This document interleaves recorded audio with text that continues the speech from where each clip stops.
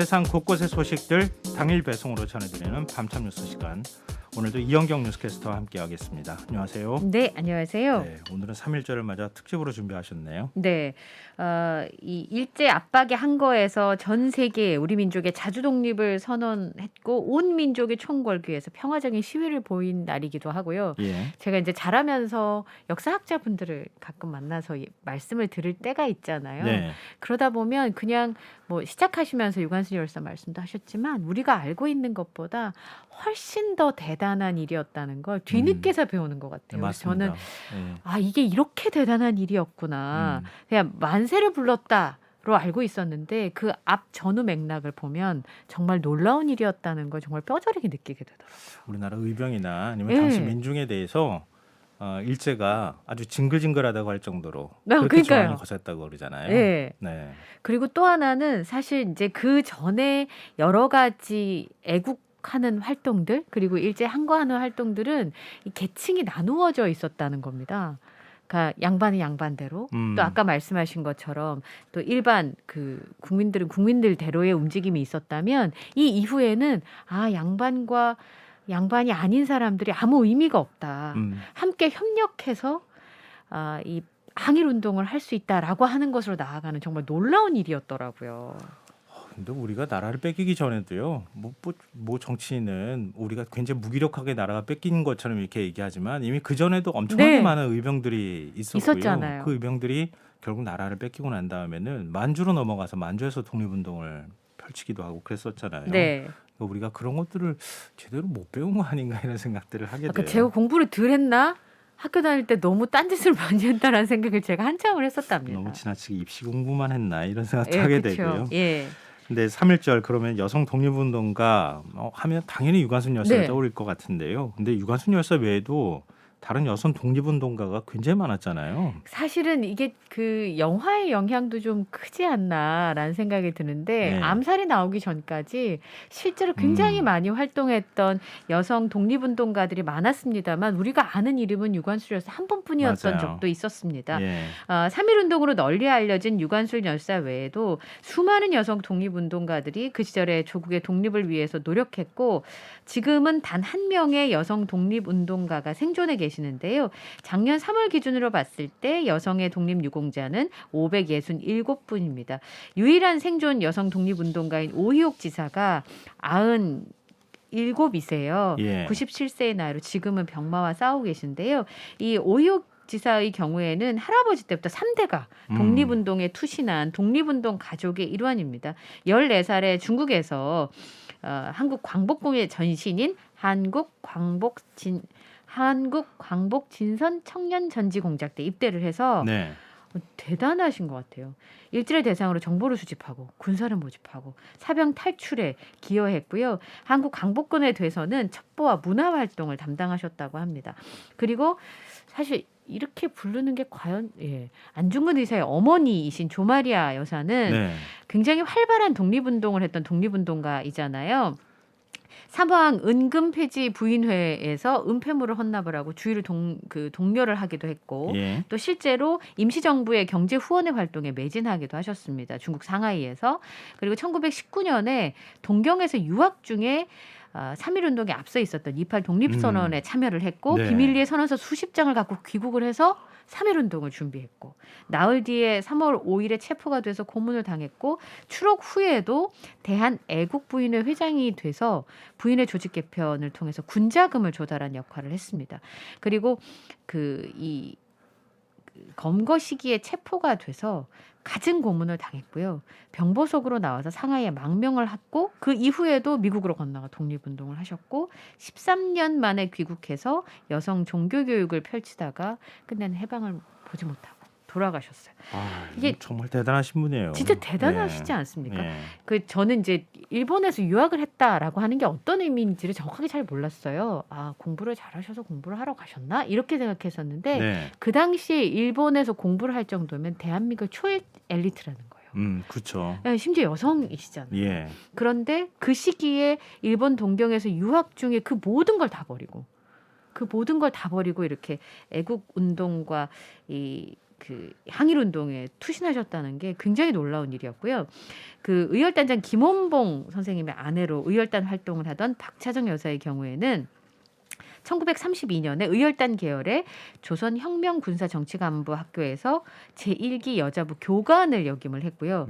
그리고 1936년에 난징에서 난징 조선부인회를 조직했고 38년에는 조선의용대 부녀 복무단장으로, 그리고 이듬해에는 곤륜산 전투에서 다친 상태에서도 민족의식을 고취하는 글을 썼다고 합니다. 근데 항일 무장투쟁 과정에서 부상을 입어서 끝내는 광복을 보지 못하고 눈을 감았고요.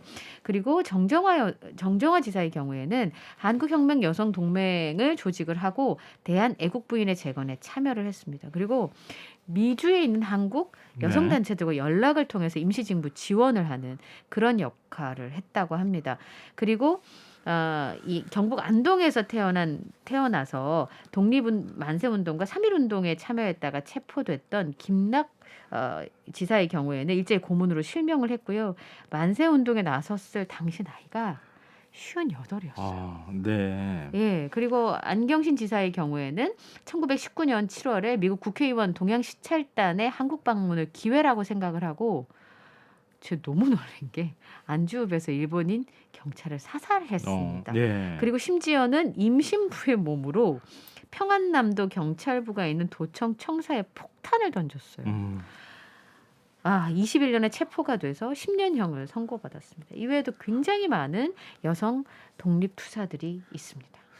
근데 우리가 이거는요 조금 바꿔야 될 필요가 있어요. 왜냐하면은 독립지사로 우리가 인정하는 그 기준이 예를 들면은 무장항일 투쟁을 해야지 독립지사다 이런 개념으로 자꾸 접근해 왔단 말이에요. 그동안에는. 네. 예. 근데 그렇지 않고도 굉장히 많은 독립지사를 뒤에서 후원하고 손수 다 챙기고 이런 분들이 굉장히 많았을 거란 말이에요. 네, 그렇죠. 지금 이제 여성 독립유공자가 560명 남짓 되잖아요. 네, 그렇습니다. 아마 그런 개념으로 좀 넓히면은 사례만 발굴을 할 수 있다고 하면 수천 명 더 많을 수도 있겠다는 생각을 해요. 그런 좀 개념을 좀 확장할 필요가 있을 것 같아요. 그리고 이제 이 발굴하는 또 이 역사를 더듬어가는 일들이 필요하지 않을까 싶은 생각이 드는 게, 국사편찬위원회에서 공개한 서대문 형무소 수용 기록 카드 4,837장 중에서 3.72% 180명이 여성인 반면에 독립유공자의 비중은 여성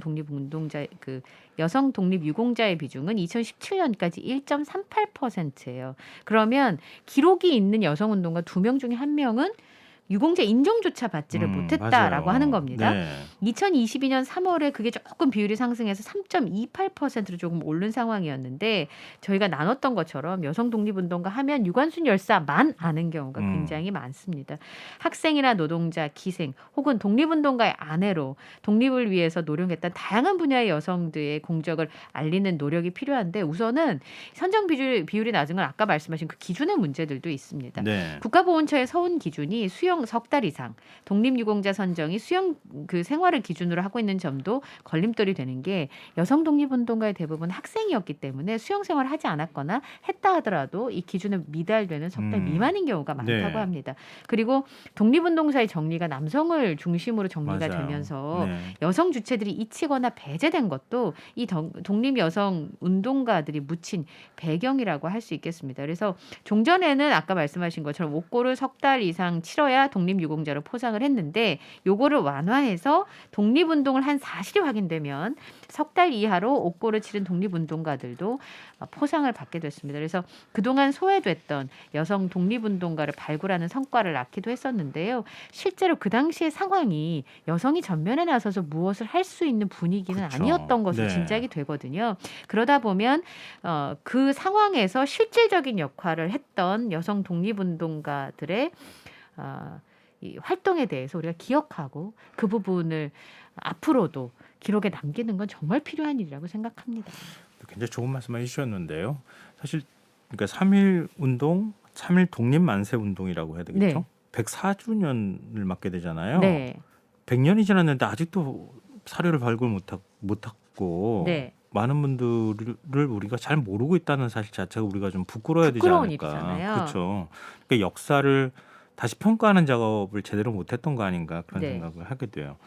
그리고 유관순 열사가 서대문 형무소에 갇힐 당시 나이가 17세였잖아요. 네. 당시 학생들도 만세 시위에 많이 참여를 했던 거잖아요. 예, 10대 청소년 독립운동가를 전 세계에 알리는 캠페인을 전개한다. 사이버 외교 사절단이 반크가 밝혔는데요. 이번에 알리게 되는 10대 독립운동가는 유동아, 신기철, 장매성, 박홍련 지사인데 18살 이상이고 지금 말씀드린 분이 장경래, 박현숙, 박홍식, 안옥자 지사의 경우에는 17세 이상입니다. 그리고 이범재 지사의 경우는 16세 이상, 그리고 성혜자 15세. 소은명 성남은 지사가 14살이에요. 아, 14살요? 저희 집에 있는 철없는 12살을 생각했을 때 너무 놀라운 일인 거예요. 네. 유동아 열사의 경우에는 러시아에서 정보를 수집하고 연락책을 담당해서 안중근 선생의 거사가 성공하도록 도왔고요. 신기철 열사의 경우에는 강원도 춘천 고등보통학교에서 항일 학생 비밀결사단체 상록회를 조직을 해서 일본의 차별과 식민 통치에 벗어나야 된다라고 주장을 했습니다.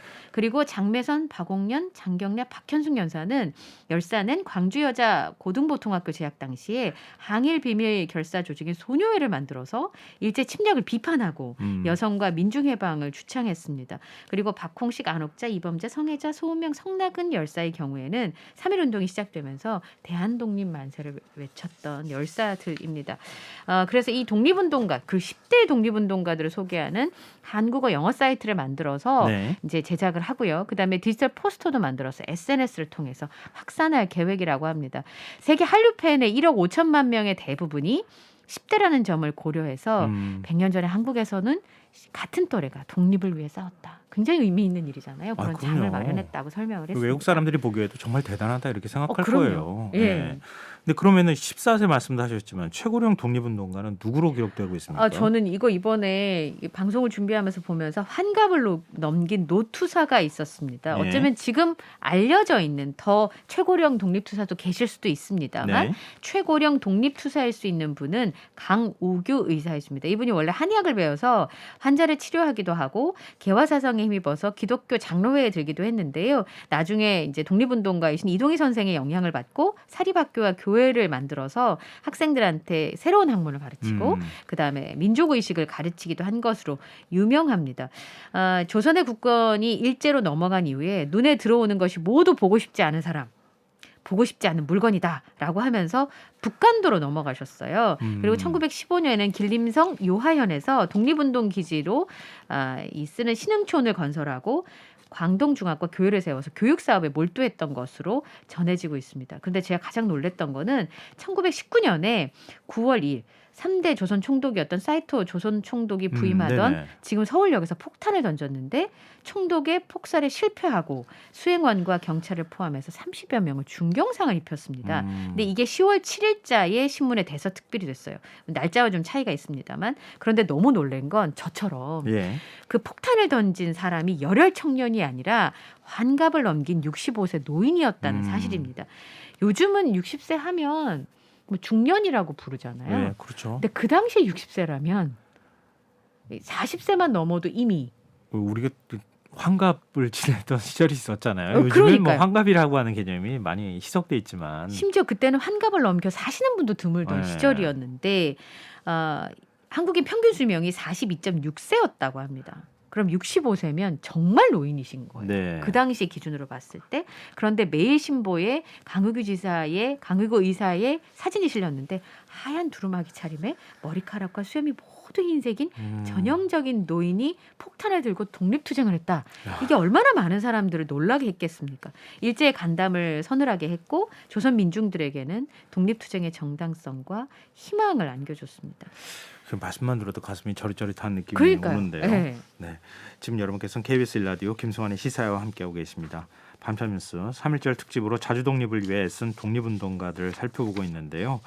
또 이런 독립지사들 후손 가운데 우리에게 굉장히 낯익은 분들도 있어요. 예, 배우 윤주빈 씨가 굉장히 많이 알려졌었는데요. 그 죄송합니다. 2019년에 예. 그 3.1절 100주년 기념식이 있었잖아요. 예. 심은 선생이 옥중에서 어머님께 보내는 편지를 낭독하기도 했었습니다. 근데 이 배우 윤주빈 씨가 윤봉길 의사의 종손입니다. 그리고 배우 한수연 씨는 외중조 할아버지께서 공주에서 활동했던 의병대장 김순호 님이신데요. 일본 순사의 수첩에 악랄한 폭도 김순호라고 적혀 있을 정도로 놀라운 아주 격렬하게 독립운동을 펼쳤던 독립운동가입니다. 그래서 한수연 씨도 사실은 독립운동가 웹툰 프로젝트에 나레이션을 하기도 했었고요. 네. 그리고 3.1절 특집 다큐멘터리에 출연하는 등 다양한 행보를 보였습니다. 배우 박환희 씨는 하종진 선생의 외손녀이시고요. 신해철 씨 이제 고인이 되셨는데 네. 3.1 만세운동을 주도했던 이성구 선생의 외손자입니다. 그리고 배우 그 뮤지컬 배우 홍지미 씨가 홍창식 선생의 막내딸임이 알려져서 굉장히 화제가 되기도 했었지요. 예. 이렇게 독립운동의 후손들 얘기하다 보면은 네. 제 친일파 후손은 굉장히 똥똥거리고 잘 살고 너무 잘 독립운동가 후손들은 가난에 시달린다 이런 네. 얘기들이 꼭 따라가잖아요. 생각해보면 구조적으로 그럴 수밖에 없는 거예요. 왜냐하면 선현들이 나라를 위해서 자신을 던졌습니다만 그로 해서 집안은 못 돌봤잖아요. 예. 그러다 보니까 그 짐들이 다 후손들에게 고스란히 삶의 무게가 되는 경우가 많은데 가장인 어른이 집안에 부재하니까 당연히 가난에 시달릴 수밖에 그쵸. 없었습니다. 송영근 씨의 손자인 송대관 씨는 늘 굶고 살았는데 자기만 그런 줄 알았는데 나중에 보니까 독립운동가의 후손들은 다 그런 삶들을 살고 있었다는 거죠. 그리고 김원봉 선생의 손자는 보육원에 보내질 정도로 가난했다고 합니다. 그래서 그의 꿈이 배고프지 않은 나라로 가는 거였다고 하는데요. 그래서 미국행을 선택했지만 그래도 가장 힘들었던 건 그리움이었다고 합니다. 그리고 김구 선생의 증손자인 김용만 씨는 이런 얘기를 했다고 해요. 차남인 김신 씨는 아버지가 보고 싶어서 아버지가 보낸 편지 우표를 뜯어서 그 우표에 묻었을 아버지의 냄새를 맡으면서 그리움을 달랬다고 하고요. 그리고 이 자신이 대단한 집안 죄송합니다. 그리움을 달랬다고 하고요. 가난하고 그리움에 사무쳤던 시간들이 있었다고 합니다. 그리고 김용만 씨가 집안에서 말썽을 부리잖아요. 예. 그럼 벌을 받는데 그 벌이 뭐였냐면 백범일지를 읽는 거였다고 합니다. 음. 그러니까 어린 마음엔 그게 참 너무 두꺼워서 원망스러운 점이 있었지만 나중에 이것이 평생의 자랑이자 그리고 자신이 평생의 무게다라고 말을 했었는데 아까 말씀드린 것처럼 우선 아버님이나 이 어른들이 살아계신다고 하더라도 고문으로 사실 일상생활을 영위하기가 어려운 경우도 있었고요. 네. 그다음에 가지고 있던 재산을 다 독립운동에 헌신하신 경우도 있었기 때문에 굉장히 어려운 시기를 갖게 되시는 분들이 많았습니다. 이런 사정이 좀 알려지고 난 다음에 정부도 노력은 좀 하긴 했죠. 네. 지원을 늘린다거나 이런. 근데 지금 보훈연금 제도가 있는데요. 이게 한계가 좀 많다고 합니다. 광복 이전에 사망한 독립유공자에 대해서는 손자녀까지, 광복 이후에 사망자는 자녀까지 연금이 지급이 되는데 형제가 여럿이면 여럿 줘야 되지 않나요? 근데 한 사람한테만 준답니다. 그래서 독립운동 유공자들의 후손이 빈곤에서 벗어나려면 지금의 보훈제도를 고쳐야 된다라고 얘기를 하는데요. 독립운동을 하면 3대가 망한다 이런 말이 있다고 하거든요. 네네. 이런 일이 생기지 않도록 독립유공자 후손들에게는 연금을 좀 보장해줘야 되는 거 아닌가 싶습니다. 국가 보훈처를 보훈부로 이제 승격하잖아요. 네. 거기에 걸맞게 이런 독립투사들에 대한 독립지사들 또 그 후손들에 대한 적극적인 지원을 더 해줘야 되는 거 아닌가 네. 그런 생각을 하게 되네요. 자, 3.1절 특집 밤참수 오늘 여기서 마무리하겠습니다. 지금까지 이현경 뉴스캐스터와 함께했습니다. 오늘 말씀 고맙습니다. 감사합니다.